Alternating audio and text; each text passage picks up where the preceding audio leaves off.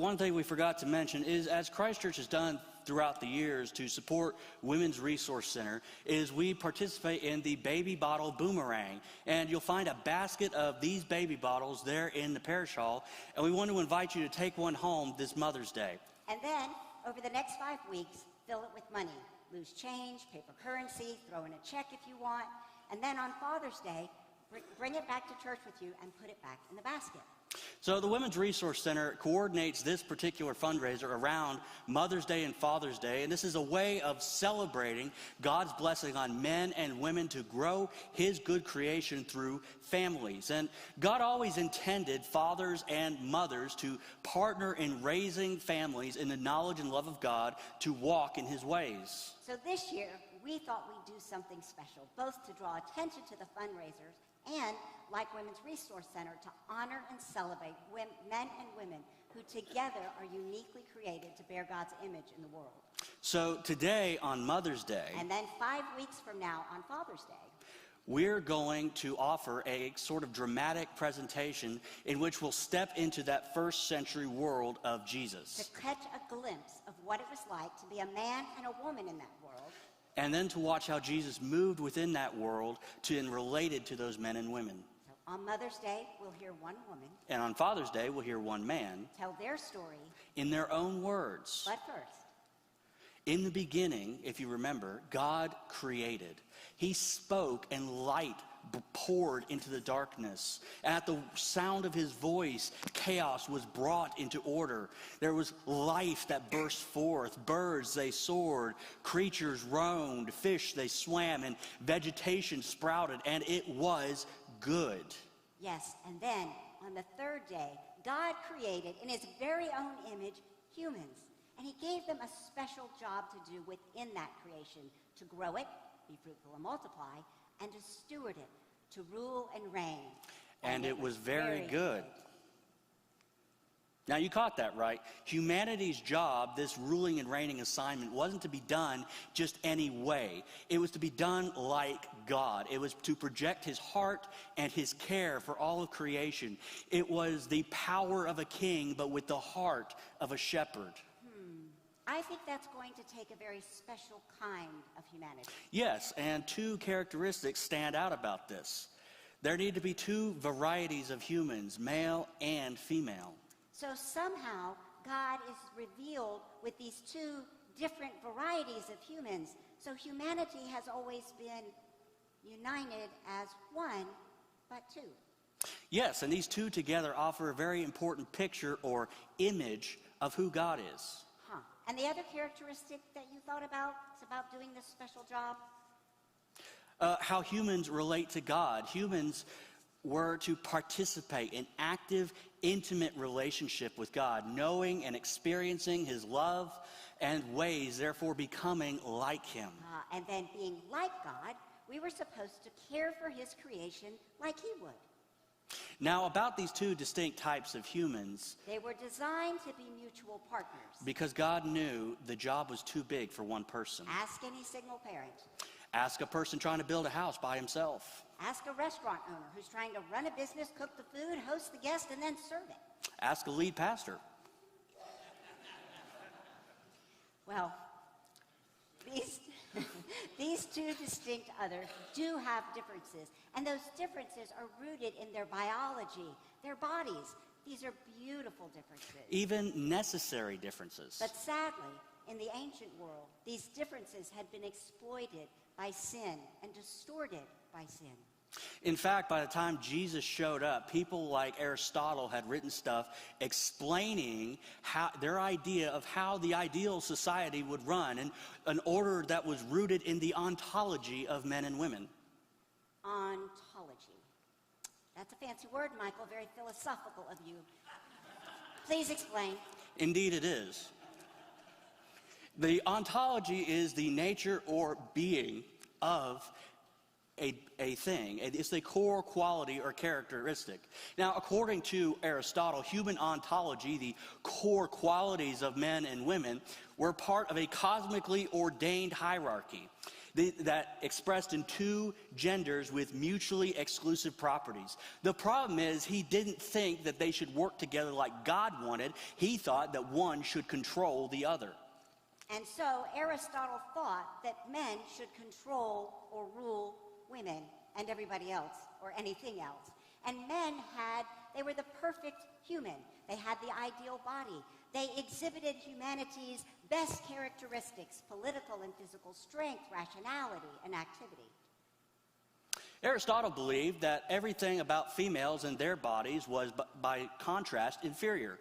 Therefore, women, he thought, embodied humanity's negative qualities: their physical and political weakness, irrationality, fleshliness, inferiority, and passivity. This also meant that only men were capable of being brave and strong and smart and loyal.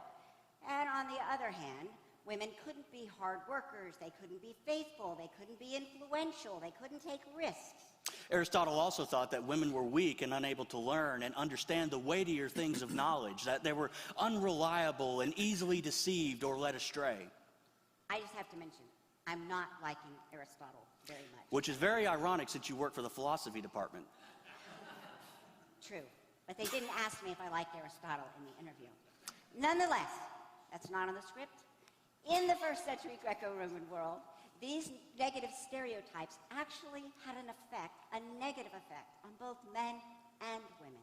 So since it's Mother's Day, you're about to meet a woman from that world, and we're going to consider how these stereotypes impacted those women in particular. So in addition to being thought of as incapable of being strong or courageous or bold, women had limited educational opportunities. Now, Roman society was very elitist, and most women lived on the lower rungs of that society. And everybody moved in one of two spheres. There was a public sphere and a private sphere, or a domestic sphere. And most women were relegated to the domestic sphere, better kept out of sight. And knowing and staying in one's place in that society was considered a matter of high honor. Yes, and the domination of women was a normal feature of everyday life, and also silence was considered a virtue. So the bigger problem with these stereotypes is that they distort the image of God that he wanted portrayed. And they hinder men and women from doing the job they were created to do from the beginning. So, like many things in this world, how men and women see themselves and one another bear the scars of the fall. You know that tragic event in Genesis 3, where the man and the woman exchanged the wisdom of God, his way of doing things and thinking, for their own wisdom. And with that, they made a broken mess out of God's beloved creation. But Jesus came to restore what was broken. To straighten what was bent. With everything Jesus said and did, he showed us what God is like, what the kingdom of God is like, and what we could become like him. In other words, Jesus showed us what God intended from the very beginning to look like as humans. He restored the dignity of both men and women, freeing us from those harmful stereotypes that this sinful world came up with, transforming us into new creations, restoring our partnership. Would you mind keeping it down? She's sleeping. Oops, Sorry, that's you not go fun. ahead.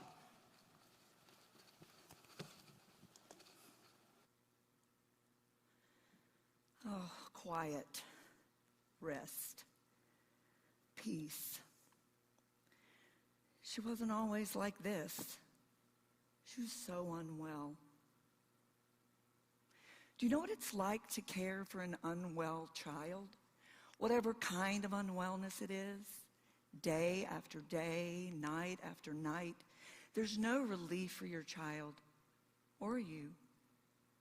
Eventually, friends and even family grow weary, and you're left alone.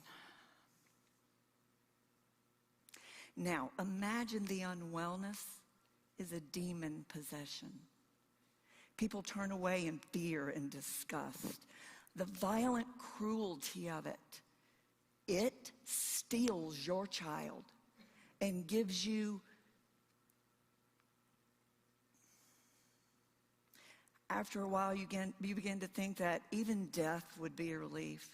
It's just too much for a mother to watch, for a mother to carry. But then I began hearing rumors of hope, rumors of a teacher traveling around Galilee, leaving a trail of miracles. Blind see, deaf can hear, the lame they walk, and demons flee. But perhaps the only thing worse than no hope is hope beyond reach. You see, this man, this teacher, he's a Jew. I'm a Gentile. Detestable to most Jews, inferior, and a source of uncleanness. He's a man. I'm a woman. Jewish men won't speak to strange women. Even more, I'd heard that a Jewish teacher, rabbis they're called, won't even speak to his own mother in public. But the rumors I heard painted a different picture. Jesus. That's the teacher's name. He is a humble man and shows compassion to everyone. He helps not only his people, the Jews, he helps Gentiles. And not only does he speak to women, he invites them into his inner circle to be his disciples and to follow him.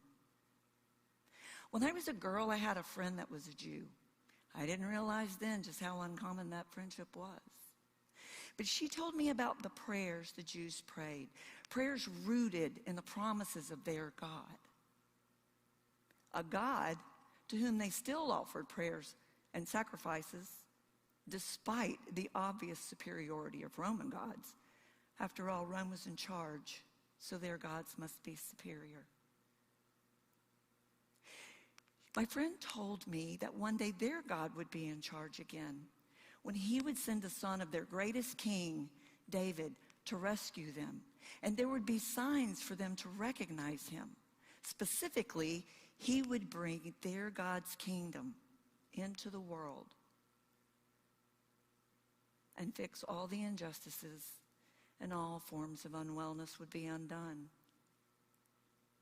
So if the rumors about Jesus were true, I believe he is this promised son of David.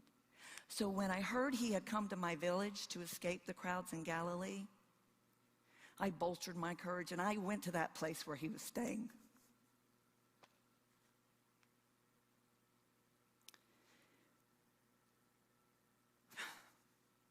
Because that's what a mother does. Relentlessly pursue hope for the sake of her child. Even hope beyond her reach.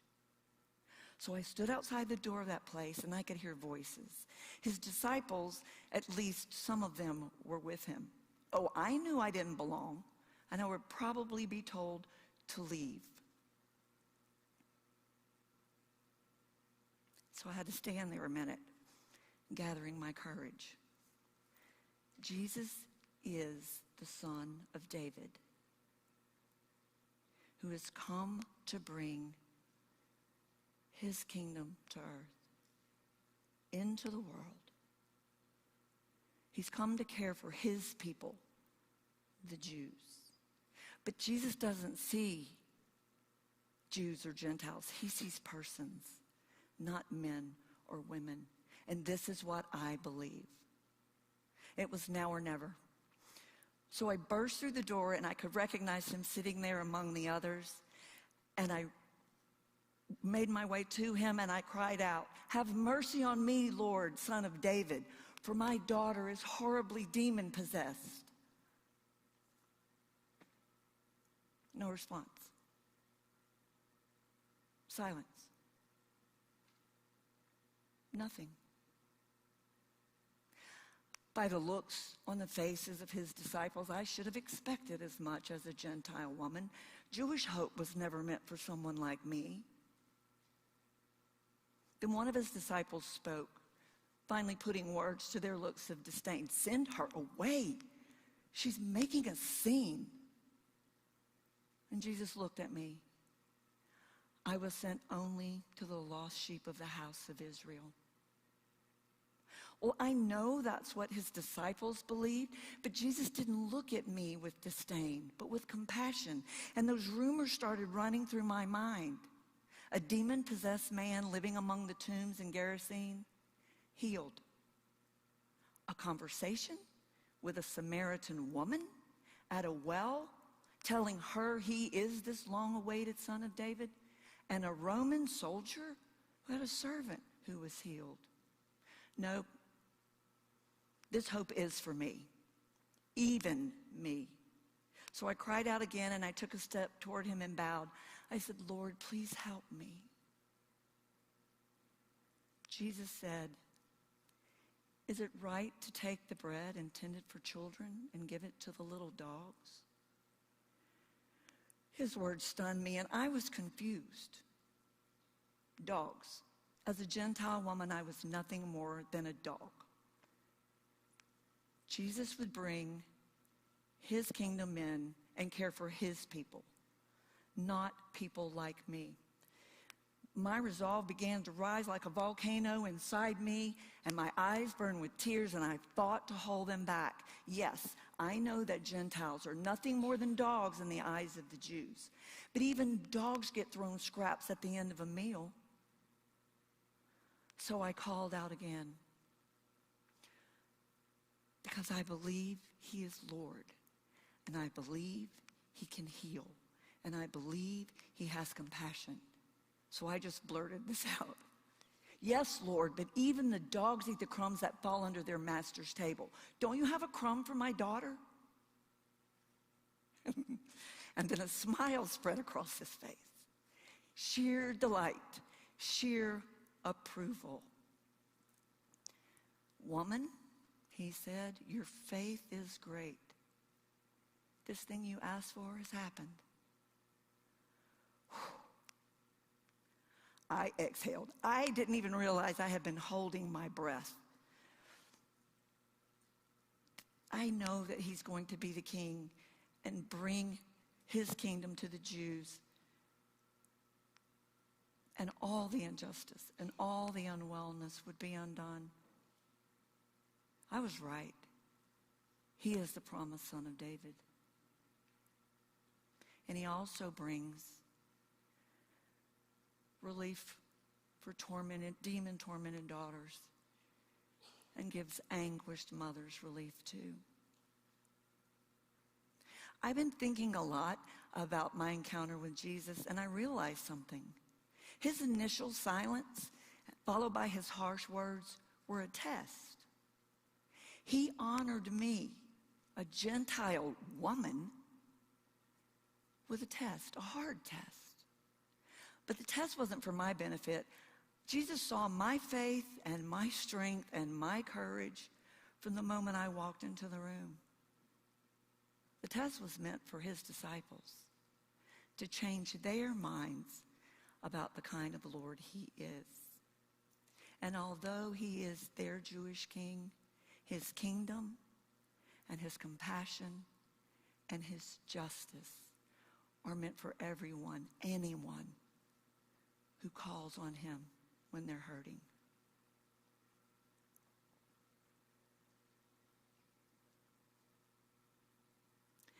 Isn't she lovely? She finally knows, as the Jews say, Shalom. And so do I.